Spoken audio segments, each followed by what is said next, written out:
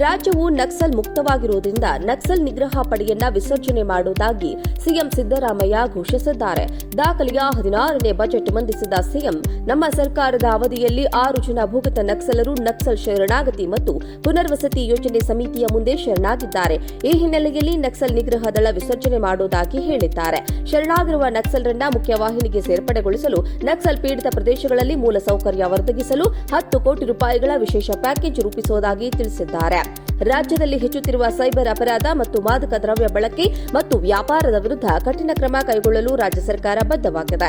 ಈ ನಿಟ್ಟಿನಲ್ಲಿ ಮಾದಕ ದ್ರವ್ಯ ಮತ್ತು ಸೈಬರ್ ಅಪರಾಧ ವಿಭಾಗವನ್ನು ಬಲಗೊಳಿಸಲು 5 ಕೋಟಿ ರೂಪಾಯಿ ಅನುದಾನ. ರಾಜ್ಯವು ನಕ್ಸಲ್ ಮುಕ್ತವಾಗಿರುವುದರಿಂದ ನಕ್ಸಲ್ ನಿಗ್ರಹ ಪಡೆಯನ್ನ ವಿಸರ್ಜನೆ ಮಾಡುವುದಾಗಿ ಸಿಎಂ ಸಿದ್ದರಾಮಯ್ಯ ಘೋಷಿಸಿದ್ದಾರೆ. ದಾಖಲೆಯ 16ನೇ ಬಜೆಟ್ ಮಂಡಿಸಿದ ಸಿಎಂ, ನಮ್ಮ ಸರ್ಕಾರದ ಅವಧಿಯಲ್ಲಿ 6 ಜನ ಭೂಗತ ನಕ್ಸಲರು ನಕ್ಸಲ್ ಶರಣಾಗತಿ ಮತ್ತು ಪುನರ್ವಸತಿ ಯೋಜನೆ ಸಮಿತಿಯ ಮುಂದೆ ಶರಣಾಗಿದ್ದಾರೆ. ಈ ಹಿನ್ನೆಲೆಯಲ್ಲಿ ನಕ್ಸಲ್ ನಿಗ್ರಹ ದಳ ವಿಸರ್ಜನೆ ಮಾಡುವುದಾಗಿ ಹೇಳಿದ್ದಾರೆ.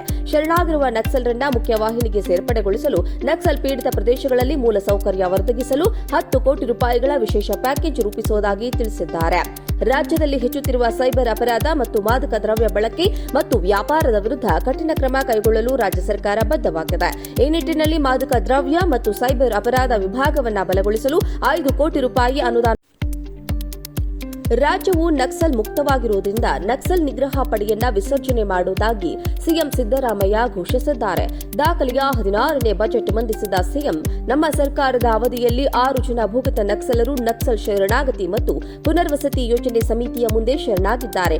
ಈ ಹಿನ್ನೆಲೆಯಲ್ಲಿ ನಕ್ಸಲ್ ನಿಗ್ರಹ ದಳ ವಿಸರ್ಜನೆ ಮಾಡುವುದಾಗಿ ಹೇಳಿದ್ದಾರೆ. ಶರಣಾಗಿರುವ ನಕ್ಸಲರನ್ನ ಮುಖ್ಯವಾಹಿನಿಗೆ ಸೇರ್ಪಡೆಗೊಳಿಸಲು ನಕ್ಸಲ್ ಪೀಡಿತ ಪ್ರದೇಶಗಳಲ್ಲಿ ಮೂಲಸೌಕರ್ಯ ಒದಗಿಸಲು 10 ಕೋಟಿ ರೂಪಾಯಿಗಳ ವಿಶೇಷ ಪ್ಯಾಕೇಜ್ ರೂಪಿಸುವುದಾಗಿ ತಿಳಿಸಿದ್ದಾರೆ.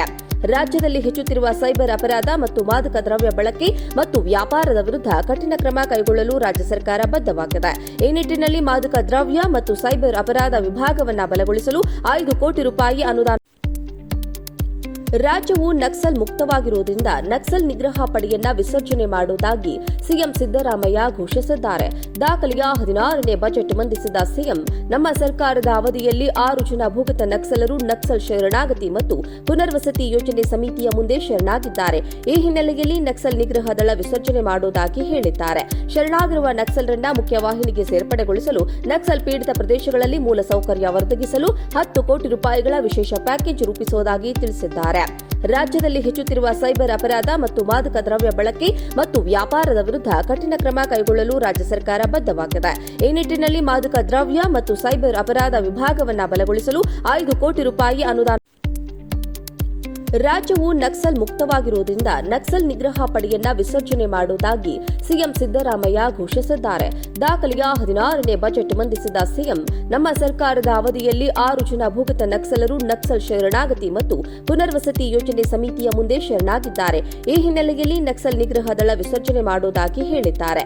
ಶರಣಾಗಿರುವ ನಕ್ಸಲರನ್ನ ಮುಖ್ಯವಾಹಿನಿಗೆ ಸೇರ್ಪಡೆಗೊಳಿಸಲು ನಕ್ಸಲ್ ಪೀಡಿತ ಪ್ರದೇಶಗಳಲ್ಲಿ ಮೂಲಸೌಕರ್ಯ ಒದಗಿಸಲು 10 ಕೋಟಿ ರೂಪಾಯಿಗಳ ವಿಶೇಷ ಪ್ಯಾಕೇಜ್ ರೂಪಿಸುವುದಾಗಿ ತಿಳಿಸಿದ್ದಾರೆ. ರಾಜ್ಯದಲ್ಲಿ ಹೆಚ್ಚುತ್ತಿರುವ ಸೈಬರ್ ಅಪರಾಧ ಮತ್ತು ಮಾದಕ ದ್ರವ್ಯ ಬಳಕೆ ಮತ್ತು ವ್ಯಾಪಾರದ ವಿರುದ್ಧ ಕಠಿಣ ಕ್ರಮ ಕೈಗೊಳ್ಳಲು ರಾಜ್ಯ ಸರ್ಕಾರ ಬದ್ಧವಾಗಿದೆ. ಈ ನಿಟ್ಟಿನಲ್ಲಿ ಮಾದಕ ದ್ರವ್ಯ ಮತ್ತು ಸೈಬರ್ ಅಪರಾಧ ವಿಭಾಗವನ್ನು ಬಲಗೊಳಿಸಲು 5 ಕೋಟಿ ರೂಪಾಯಿ ಅನುದಾನ.